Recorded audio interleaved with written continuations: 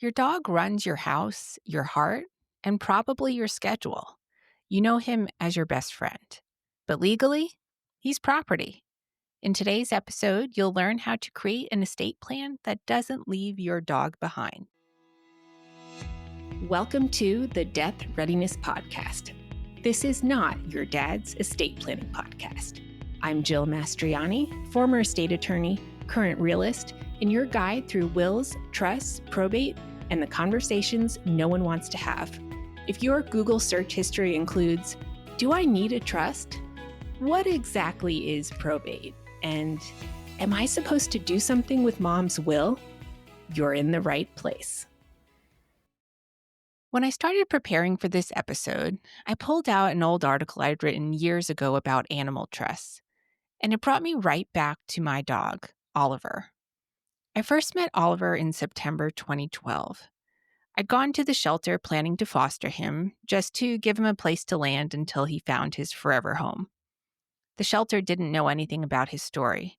Someone had tied him to a fence overnight and left. The day after I brought him home, I stopped at Costco to get gas.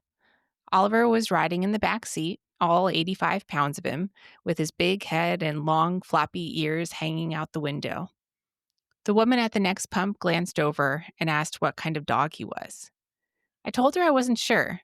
Maybe part Weimaraner since I'd picked him up through the Weimaraner rescue, and that I was just fostering him until he found a permanent home.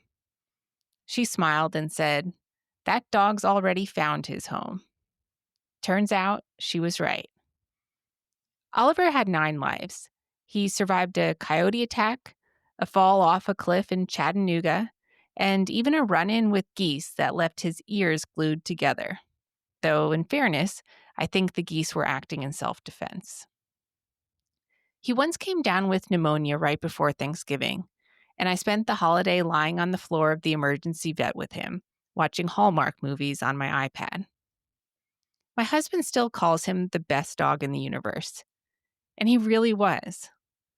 I spent a lot of money keeping Oliver alive and happy, and I was fortunate that I could.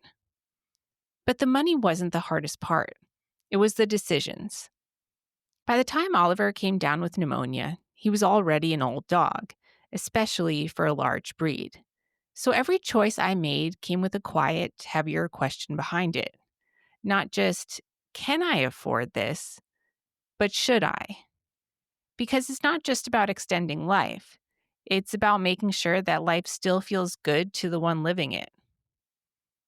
Oliver's runs had slowed to walks and then to meanders.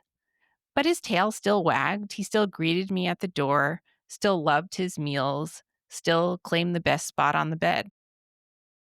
When his back legs started to give out, I took him to physical therapy, an underwater treadmill that was supposed to help him rebuild strength. But when I looked in his eyes, I saw fear, not comfort. He was terrified. So we never went back. That's the impossible balance we face as pet owners, trying to honor an animal's quality of life when they can't tell us what they want. We read their tails, their eyes, their breathing, anything to understand when it's time to fight and when it's time to let go. But what if I hadn't been around? Who would have decided what enough looked like for Oliver?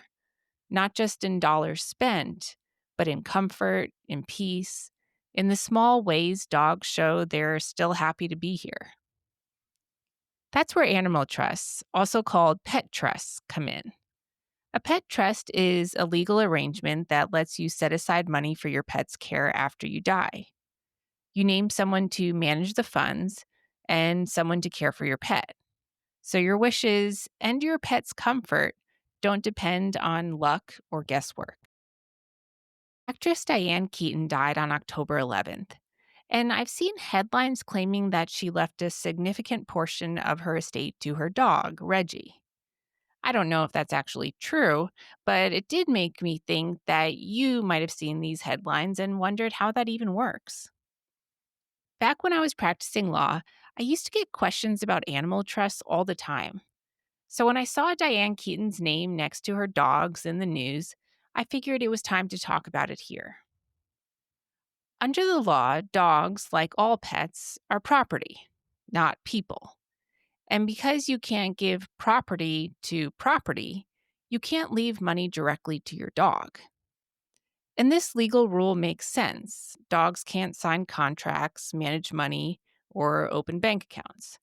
So if you want to make sure your dog has everything he needs after you're gone, one option is to create a pet trust. Let's say my best friend Lauren has agreed to take care of my dogs if anything happens to me.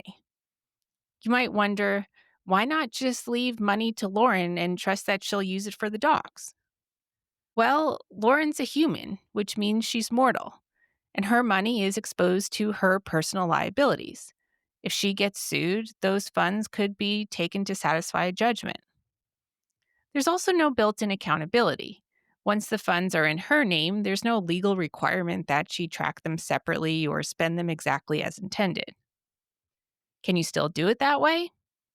Absolutely. Like I said in a previous episode, why you need or don't need a will, estate planning is a cost benefit analysis. You don't need a 100% foolproof plan. This is your life and your death, and you get to decide what level of protection for your loved ones, including your pets, feels right for you. I'll link in the show notes to that episode. If you do leave money to a friend to care for your pets, make sure your will actually gives the pets to that friend. You can use language like, I give any pets I own at the time of my death to my friend, Lauren Smith, if she survives me. And don't forget to clue Lauren in on your plan too. But if you want a more foolproof plan, that's where a pet trust comes in. All 50 states and the District of Columbia have pet trusts on the books. And given how much we love our pets, it's no surprise that this legal tool has become mainstream. According to the American Veterinary Medical Association, the number of pet dogs in the United States has climbed from about 53 million in 1996 to an estimated 87.3 million in 2025. And we're not just bringing more pets into our homes, we're spending more on them too.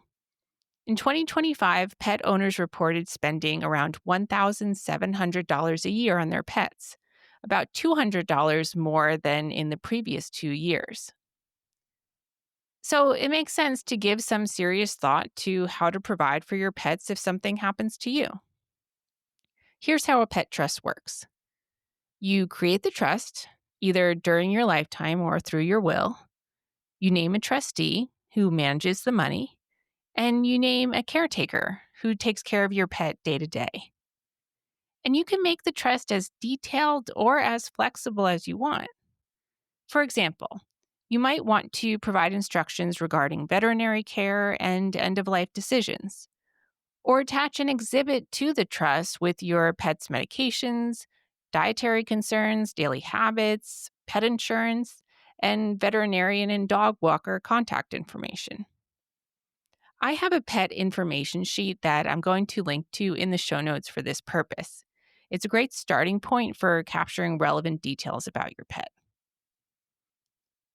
When creating the trust, you'll also need to decide how much money is enough to cover your pet's care for its lifetime. Each state has its own rules, but in Tennessee, for example, the law says that if a court decides the amount that you set aside for your pets is more than what's needed, the extra funds must go to where your trust document directs. A rule like this came into play in one of the most famous pet trust cases of all time regarding the trust established for the benefit of Leona Helmsley's dog, Trouble. Miss Helmsley left $12 million in a trust for her beloved Maltese, but a judge decided that was a little excessive and cut it down to $2 million. The remaining $10 million passed to a trust for the benefit of various charities. So, back to Diane Keaton. If those media reports suggesting that Miss Keaton included her dog Reggie in her estate plan are accurate, Reggie isn't inheriting money directly.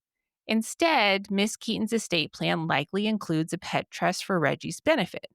directing funds to a trustee with detailed instructions for his care, housing, and quality of life. I have 3 dogs, and more often than I should, I contemplate a 4th. Do I have a pet trust? No, I don't. I've done my own cost-benefit analysis, and I'm comfortable with where I landed. Maybe you are too. What I have done is fill out my pet information sheet for each of my dogs and shared them with my friend who's agreed to take care of them if something happens to me and my husband. That gives her everything she'd need: vet info, feeding notes, daily exercise routine, behavioral quirks, the works. If my circumstances were different, say I were older, single, or I didn't live with someone who could and would step in, I'd absolutely create an animal trust. For me, it's not about doing the perfect thing. It's about doing the right thing for this stage of my life, something that feels productive and caring for the dogs I love without overcomplicating the plan. I do recommend downloading my free pet information sheet from my website, which I'll link to in the show notes. At the very least, you'll give it to your dog sitter the next time you leave town. At best, you'll make sure someone knows all the ins and outs of caring for your dog when you no longer can. At the beginning of this episode, I talked about my dog Oliver. Almost 4 years ago, when I turned 40, we splurged on a new couch for our living room.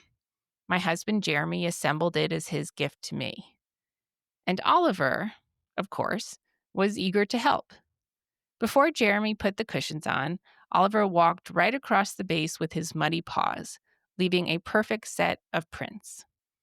Jeremy was too tired to clean them up, so he threw the cushions on and called it a night. Last week, as we took the couch apart to move into our new home, there they were, Oliver's paw prints, exactly as he left them.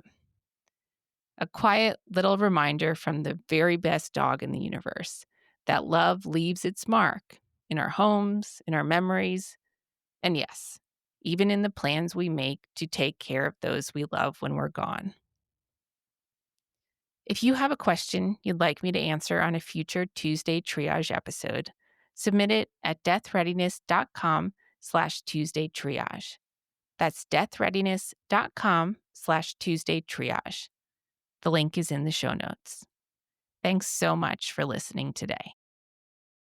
This is Death Readiness, real, messy, and yours to own.